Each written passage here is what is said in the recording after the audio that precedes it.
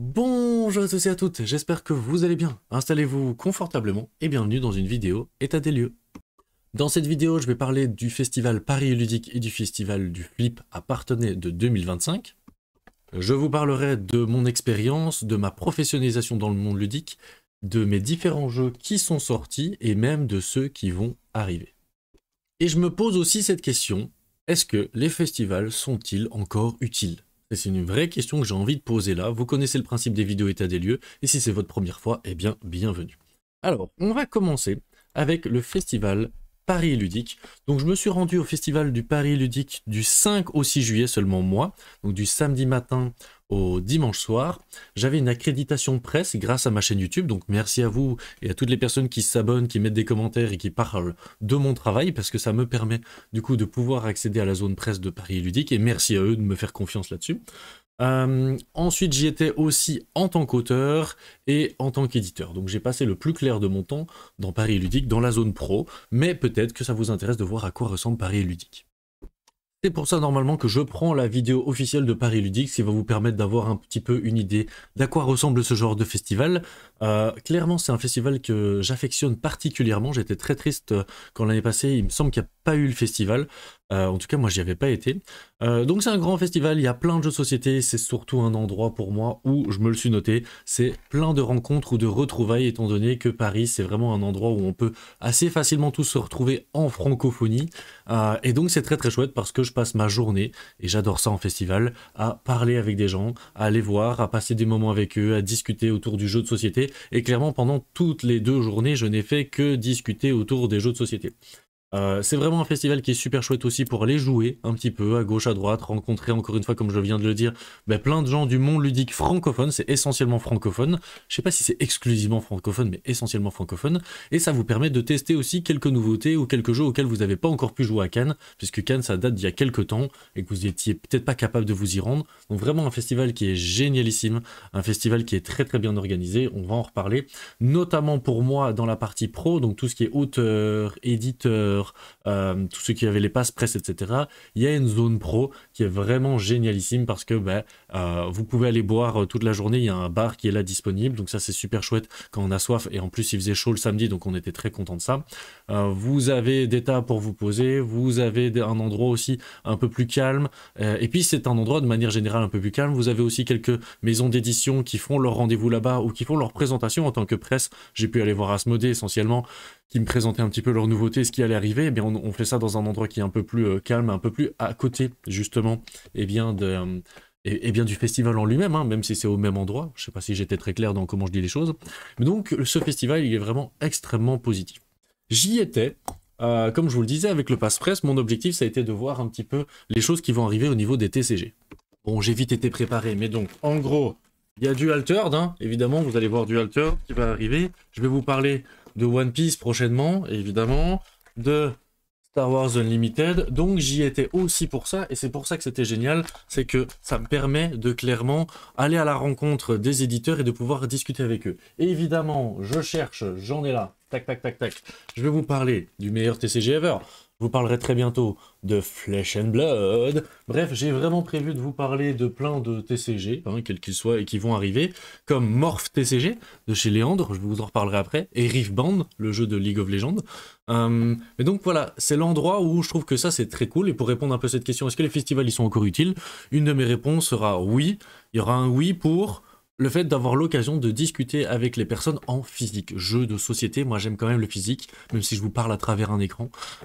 Clairement, c'est l'occasion de forger des liens avec ces personnes-là avec qui on travaille parfois à distance, avec qui on discute parfois à distance. Et bien là, c'est l'occasion de discuter avec elles en face à face, de boire un verre, de jouer à un jeu de société, de rigoler et de passer un bon moment, et surtout de discuter clairement aussi de l'avenir, de ce qui est possible de faire en termes de partenariat. Donc ça, c'était pour la partie presse de ce festival. J'y étais aussi en tant qu'auteur avec Tulip, qui était présent, qui était présenté sur le stand BlackRock. Donc j'étais très content et très fier de voir Tulip qui était présenté.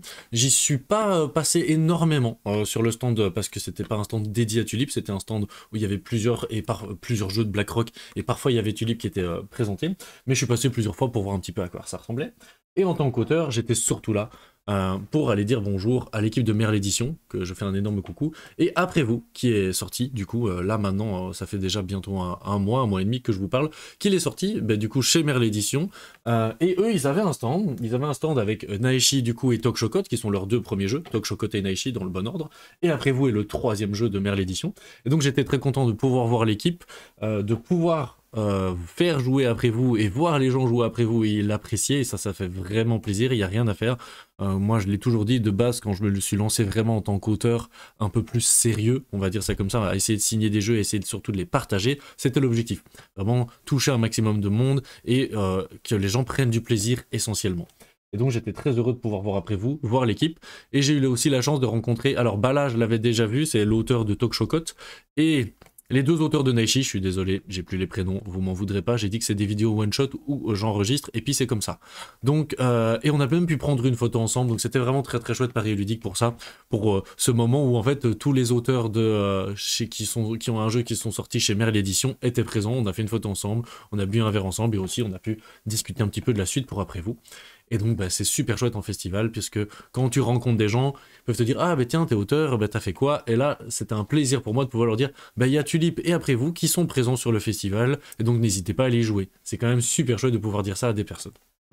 Et enfin, j'étais aussi présent en tant qu'éditeur à PEL, mais éditeur un peu particulier, éditeur dans la zone pro. Mon objectif, double, parler un petit peu de Gobelins des Bois, rencontrer des ludicaires, des boutiques, et vraiment essayer de parler de Gobelins des Bois et que les boutiques puissent le tester et puissent avoir envie de l'acheter pour vous le vendre aussi, à vous qui regardez peut-être cette vidéo. En tout cas, vraiment faire parler de mon jeu, mon premier jeu Twist Games, en tant que Gobelins des Bois. J'ai été là-bas aussi avec la casquette auteur et éditeur, on a fait une réunion à la Société des auteurs de jeux, avec Olivier, je dormais avec Olivier, on a même travaillé sur un de nos prototypes ensemble, donc ça c'est toujours le côté auteur, on a présenté un jeu aussi, donc ça c'est toute la partie auteur, mais je suis en train de switcher vers auteur-éditeur, mais vous allez voir que ces deux mondes ils sont extrêmement liés, et c'est tant mieux. Donc je présentais Gobelins des Bois, et je présentais le truc là qui est là derrière, et je vais faire exprès de le laisser un peu loin, puisque c'est le prochain projet.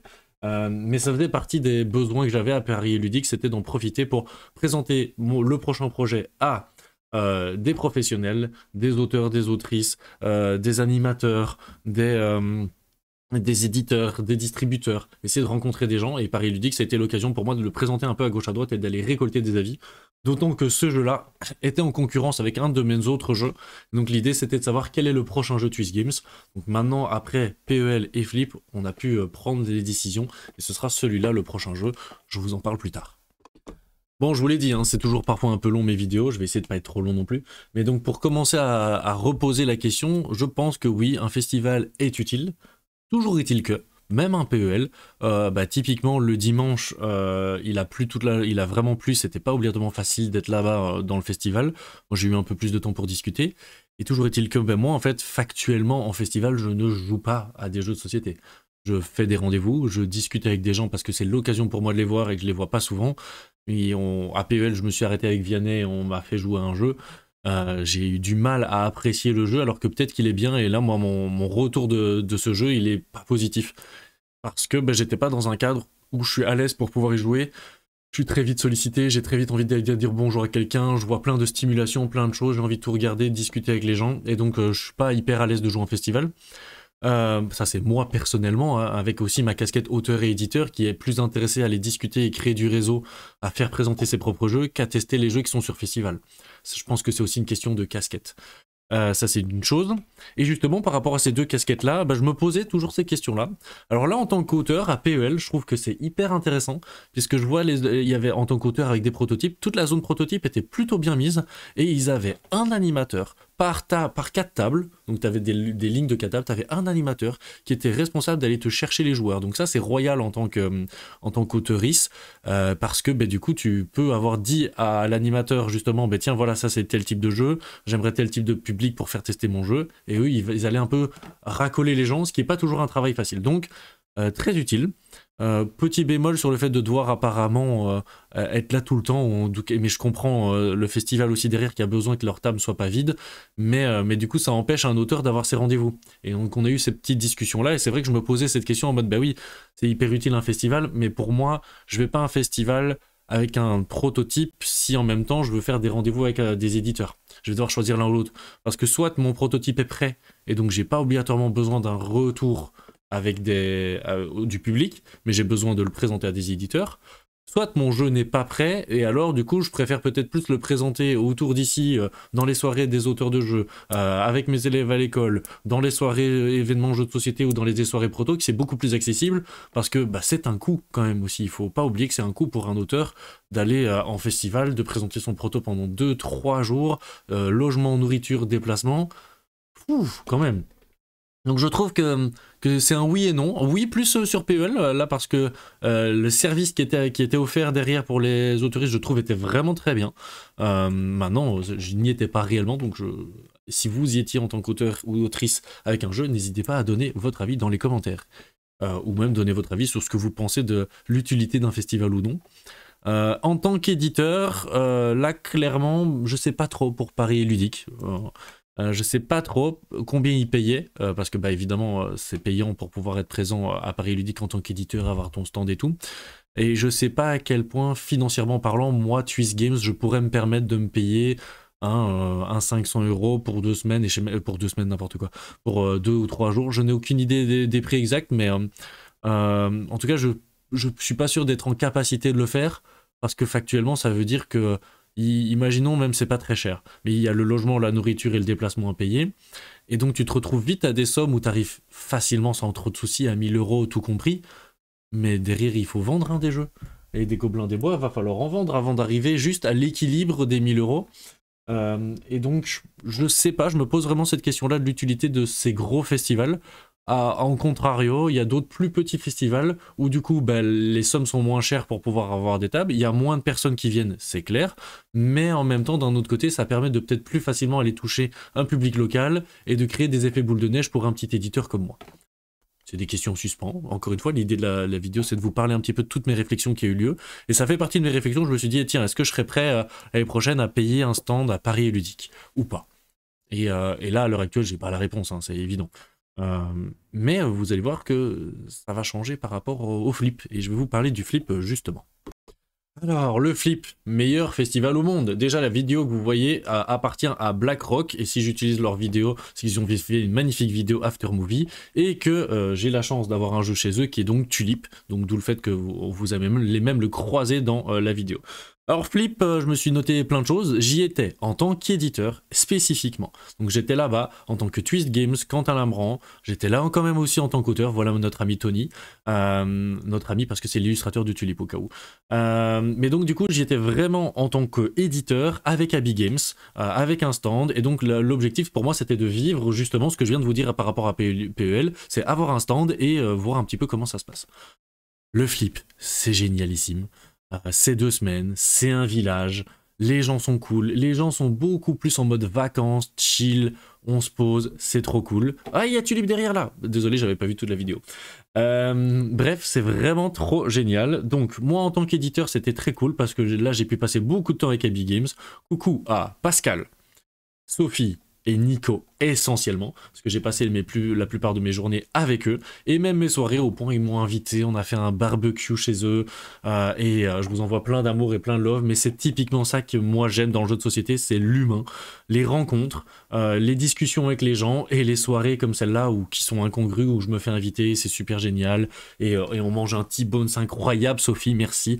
Oh, et il y a plusieurs illustrations de Tulip, hein, comme vous pouvez voir, et typiquement Tulip, pour prendre l'exemple, vu que c'est dans la vidéo, mais moi j'étais juste en face du stand de BlackRock avec Abby Games, et donc c'était trop cool parce que de temps en temps j'allais dire bonjour à Tony, j'expliquais les règles de Tulip, puis Tony il faisait des dédicaces magnifiques dans le jeu Tulip, et puis il m'envoyait des gens et du coup je pouvais faire une petite dédicace aussi, et évidemment j'étais là toutes les journées de 14 à 20 h et même les nocturnes pour parler de Gobelins des Bois, pour le présenter, et ça a été génial pour moi parce que ça m'a permis de faire connaître un tout petit peu ce jeu, notamment à des ludicaires, à des boutiques et à simplement des joueurs et joueuses qui ont même pu l'acheter directement aussi sur place, donc ça c'était chouette aussi financièrement parce que ça fait un petit peu plus de sous, parce que le distributeur aussi comme Abby Games il est content quand il y a pas mal de ventes, donc il y a pas mal de choses qui sont positive à avoir été moi présent là-bas, d'autant plus que, merci avec Abby Games, mais donc étant mon distributeur, c'est eux qui prenaient en charge la partie du stand. Donc moi j'ai pas dû payer pour le stand,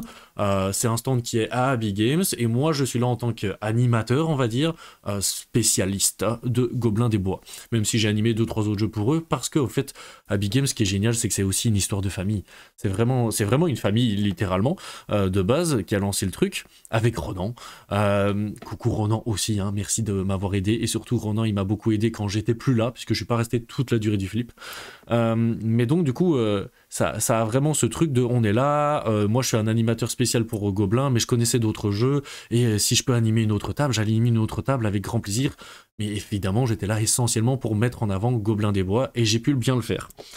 Qu'est-ce que ça m'a offert aussi? Eh bien, c'est, comme je le disais, plein de rencontres. Puisque là, pour le coup, j'étais à un endroit spécifique pendant toute la journée. Donc, j'ai croisé plein de gens. J'ai pu discuter avec plein de gens sur la table. Parce que quel est le meilleur endroit au monde pour avoir des discussions avec les gens? Autour d'une table de jeu. Je m'installe, hop, petite boîte de Gobelins des Bois. J'ai mon pitch en 2 minutes 30, 3 minutes max. Boum, le jeu il est lancé avec mes petites blagues. J'avouerai qu'en tant qu'animateur, t'apprends à pitcher ton jeu, quel qu'il soit, hein, quel que soit le jeu. Hein. Mais là encore plus quand je le connais. Et donc ça a souvent des petites blagues, des petits trucs qui font sourire les gens, des petits trucs pour leur rappeler les règles du jeu et leur faire vivre un bon moment, parce que moi l'objectif c'est que les gens passent un bon moment. On est en vacances, je les imagine eux aussi être en vacances. Enfin moi je suis en train de travailler mais vous avez compris. Et donc c'est une ambiance, le flip, qui fait que t'as vraiment envie que les gens soient bien. En tout cas moi c'était ma volonté. Par contre il faut de l'énergie, hein. Il y a plusieurs personnes qui m'ont dit merci pour le pitch. Donc ça fait toujours plaisir quand tu es remercié pour ton pitch, parce qu'ils reconnaissent le travail derrière tout ça. Et pour la qualité d'animation, parce que c'est un travail d'être animateur ou animatrice, quel que soit le festival ou quel que soit l'endroit, même en dehors d'un festival. Animer un jeu de société, c'est un travail. Et parfois, effectivement, vous pouvez avoir des très mauvaises expériences. Si vous avez un animateur qui est fatigué, qui n'a pas l'énergie, qui connaît pas très bien les règles, pour plein de raisons différentes, vous pouvez passer une mauvaise expérience de jeu. Donc là, effectivement, moi j'étais là pour présenter mon jeu. Donc évidemment, j'ai un plaisir personnel à le présenter, et en plus de ça, je me débrouille bien, je suis prof dans la vraie vie, comme je dis tout le temps, donc j'ai l'habitude de parler à des gens, à des enfants, d'expliquer des règles de jeu, que je suis prof de sport et de ludopédagogie, donc je passe mon temps à faire ça. Donc clairement, effectivement, j'ai une certaine compétence là-dedans, ce qui permet aux gens de prendre du plaisir. Donc plein de rencontres et plein de discussions. Et ça c'est génial, et coucou à tous les gens que j'ai pu croiser. Et c'est aussi souvent en festival l'occasion pour moi de voir des gens, encore une fois, qu'on peut pas beaucoup voir. Et alors au flip, et comme ça s'enchaînait avec Paris Ludique, c'est marrant parce qu'il y a pas mal de personnes que j'ai recroisées, comme Léandre avec Morph TCG, où j'ai passé énormément de temps avec Adeline et Doria et son prochain jeu. C'était presque ma petite routine matinale où j'allais leur dire bonjour le matin, je restais un peu avec eux, puis à midi j'allais les voir, on a fait une soirée ensemble. Voilà, j'adorais passer les voir. Après, c'est ça qui est cool dans le monde du jeu, c'est qu'à force, moi j'ai des gens, je les considère aussi comme des amis à force. Et donc du coup, c'est chouette parce qu'il y a plein d'amis, de connaissances, vous appelez ça comme vous voulez, selon les critères de chacun. Et donc ça fait trop plaisir parce que tu passes ton temps à aller dire bonjour à X, Y et Z dans ta journée. Moi je prenais des petites pauses justement, c'était pour aller dire bonjour aux gens.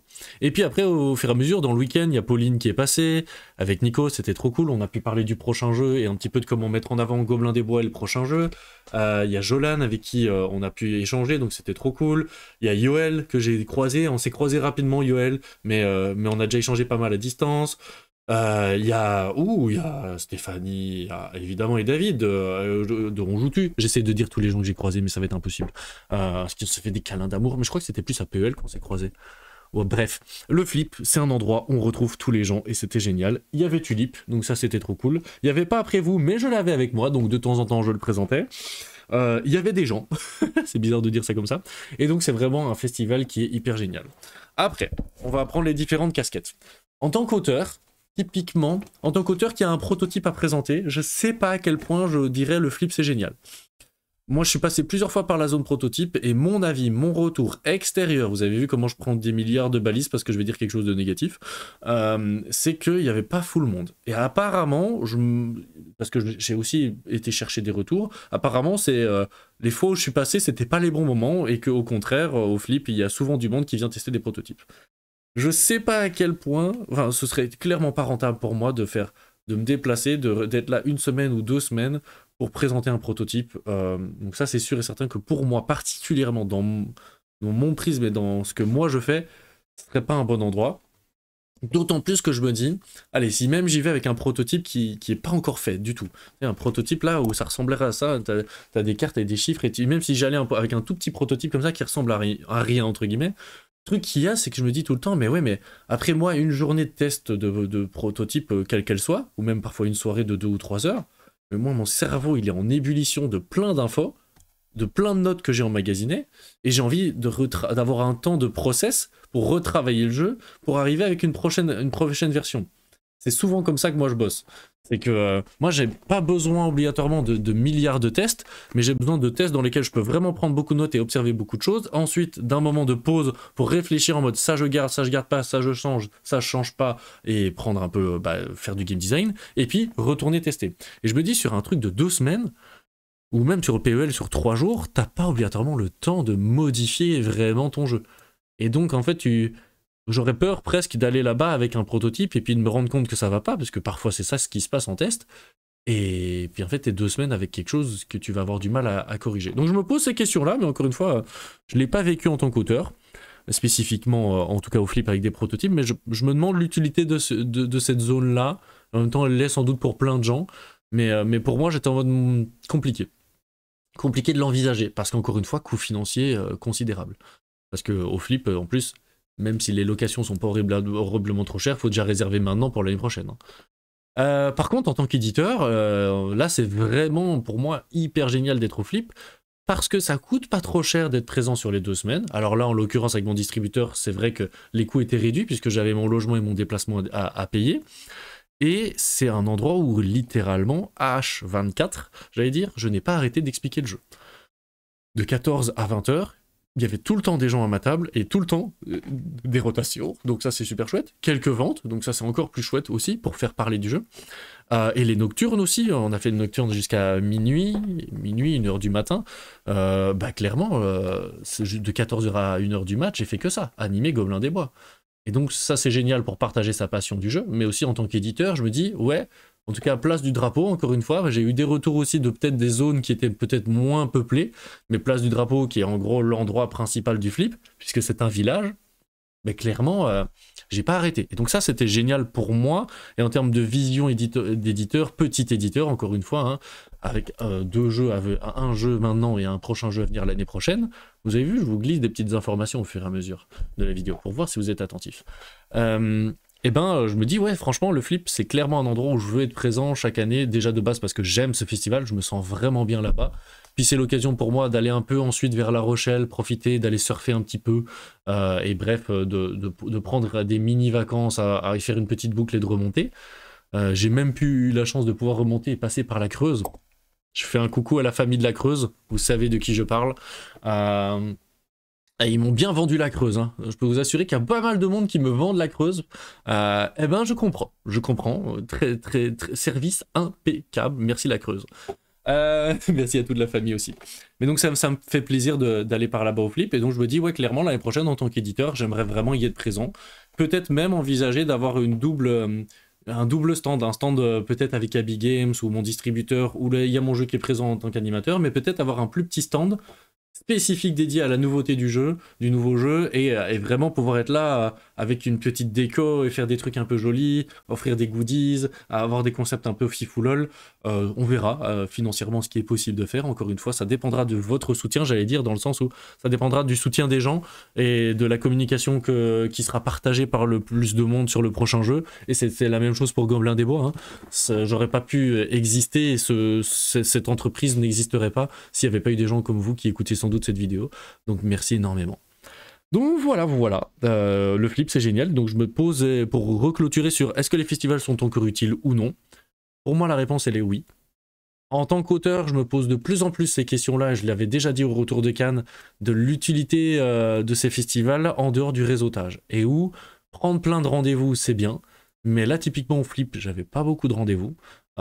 Et je pense que c'était presque plus utile parce que en contrepartie de ça, j'ai pu aller serrer des mains à des éditeurs qui étaient présents, parler un petit peu avec eux, pas présenter obligatoirement des jeux. Alors parfois j'ai présenté des jeux en mode mais présente-moi ton prototype, parce que j'ai toujours des prototypes aussi en tant qu'auteur. Donc parfois ça a pu se faire comme ça, parce que le flip est tellement étalé que souvent les éditeurs ont plus de temps. Et APL aussi, j'ai réussi à avoir un peu de timing, mais j'ai surtout pu forger un peu un réseau, je trouve. Et donc me faire connaître en tant qu'auteur, dire bonjour à la personne. Je vais être hyper transparent en disant gagner du capital sympathie. Je pense que vous comprendrez comment je veux dire la chose. Mais c'est vrai que moi, en tant qu'auteur, j'ai envie de travailler avec des maisons d'édition que je connais et avec un feeling dans lequel je me sens travailler. Je prends mes 2 derniers exemples en date, que ce soit chez Merle Édition ou avec BlackRock et Tony et Alain. C'est aussi une question de feeling, je trouve, le jeu de société, pour moi, dans ma manière de vouloir travailler, encore une fois. Maintenant, j'avouerai aussi que si on me propose un contrat avec des centaines de milliers d'euros ou je ne sais quoi pour un jeu et que j'aime pas obligatoirement la maison d'édition ou le feeling, oui, mais financièrement, ça me permet de faire justement du feeling. Mais bref, on n'y est pas, donc à choisir, eh ben, je préfère travailler avec une maison d'édition que j'apprécie, avec un feeling dans lequel je me sens bien. Et donc, du coup, ben, je pense que ça peut aller dans les deux sens. En tout cas, c'est une impression que j'ai, ça va dans les deux sens aussi.